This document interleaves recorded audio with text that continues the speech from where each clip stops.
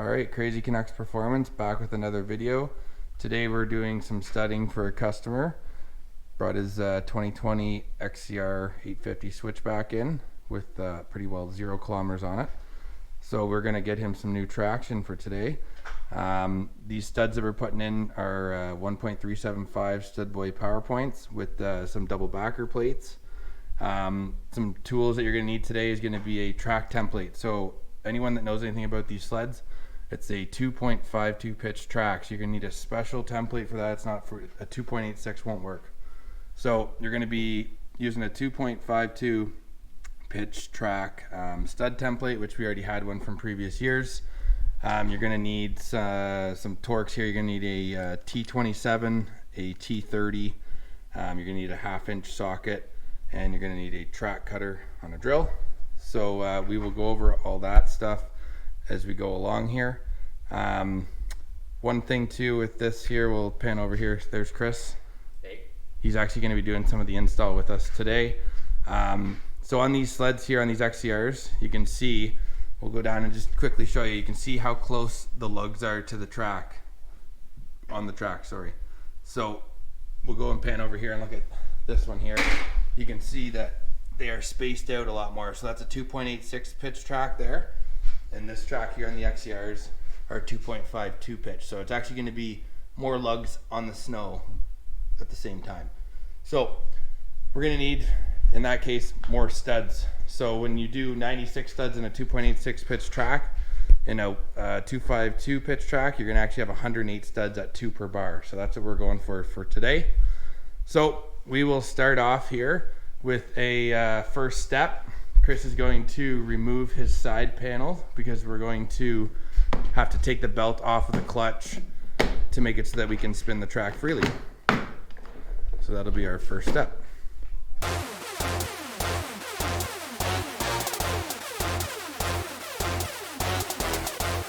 So once you've removed your belt, you can see now we'll be able to turn the track freely. So your next step now is going to be grabbing the T27 and impact. All right, and we are going to be removing on these beaver tails in order to gain access up in here to do the studding. This right here, if you can see, there's a T27.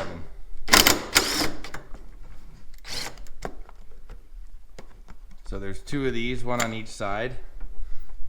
We'll show you. So there's the first one and the second one. You can see right up in there. So now that we've taken those out, that there will let us just take these next 2 out. So these here are your 1/2 inch. So Chris will grab the 1/2 inch. We're going to remove these 2 bolts and the same 2 on the other side.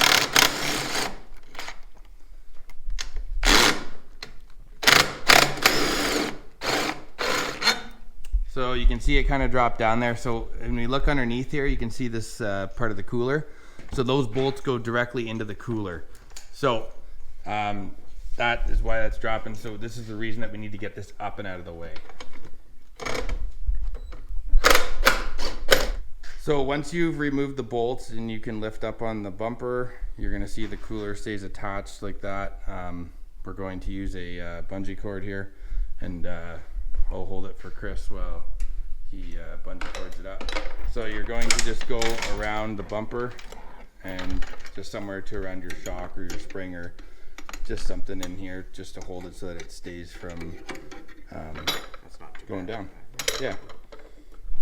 So you might see too these little pieces that come out for where the holes insert.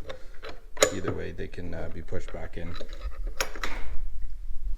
So now you can see we can gain full access to the back of the track with ease. So we will start by marking our track out. So once you put your the beaver tail side of it up, you're going to see here Chris has his hand on it. So that there wants to slide out instantly.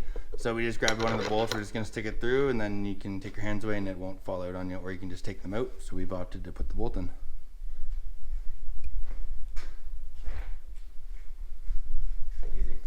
So now we're going to mark out the studs and continue on.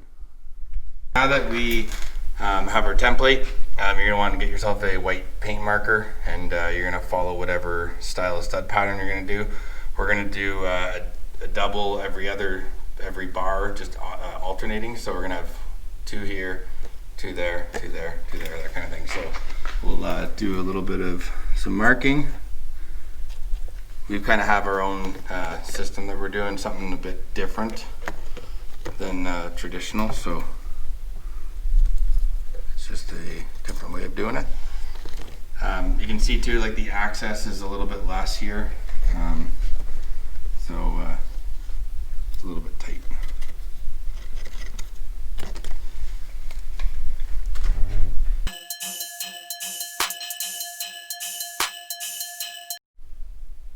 Alrighty, so once you have marked out all your markings from your template, from your studs, now our next step is going to be to use the track cutter and start drilling your holes. You can see the paint marker there, and we're just going to line it up at the center.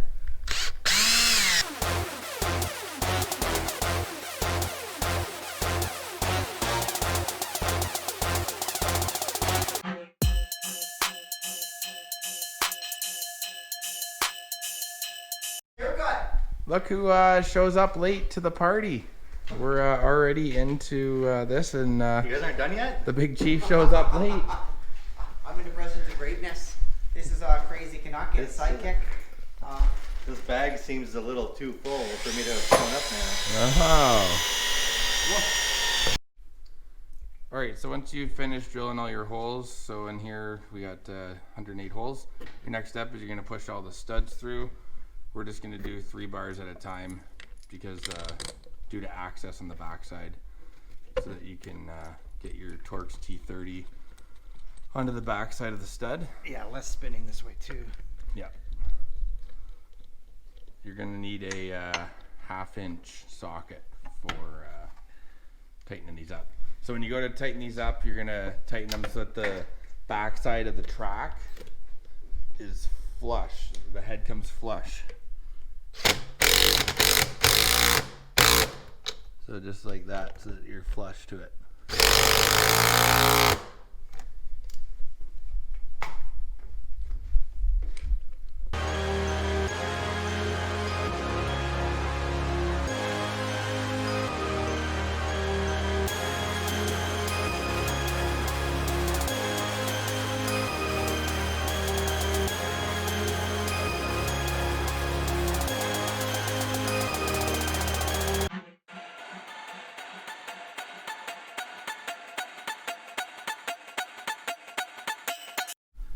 So once you finish installing all your studs, the next step we're gonna put the beaver tail and the cooler all back on in the reverse order. So make sure that you stick this flap that is right here underneath this plastic one. So you're gonna see they're gonna hook it up underneath, otherwise it won't fit.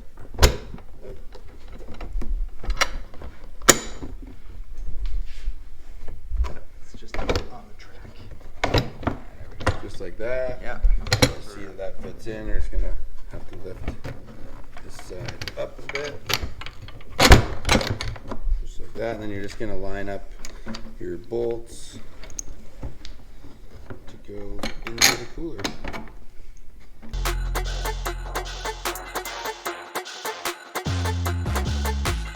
Next, your last step is to put these in, but you need to We're just going to pull this out. Then you're gonna line this back up